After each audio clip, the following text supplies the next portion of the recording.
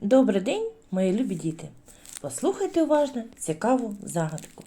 Під дубочком народився, парасолькою накрився, може, з лісу пострибав, якби другу ногу мав.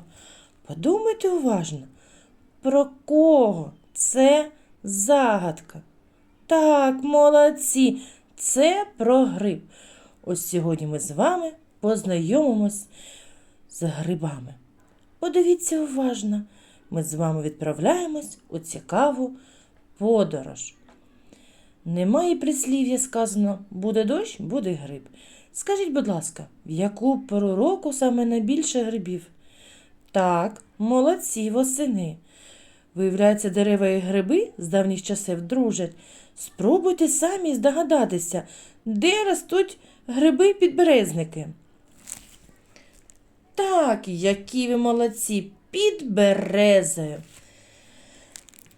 Так, які ж гриби можна знайти в наших лісах? Діти, подивіться, це маслюк. Вже до того дружний хлопець, що цілими сім'ями із землі лізуть. Це, діти, опеньки. По картинці відразу можна здогадатися, де люблять рости опеньки. Так, на пеньках. Ну, а цей гриб вважається начальником серед усіх грибів. Назв у нього кілька. Білий гриб, боровик. Зверніть увагу, це всі їстівні гриби. Білий гриб, боровик, підосинник, підберезник, маслюк, печериця, опеньки, лисички, вешенки, рижик, сироїжка.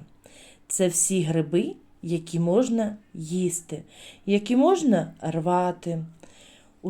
У лісі треба рвати ті гриби, які ти знаєш, бо дуже багато у нас є і отруйних. Наше заняття закінчилось. Дуже дякую за увагу. Ви сьогодні такі молодці. До побачення. До нових зустрічей.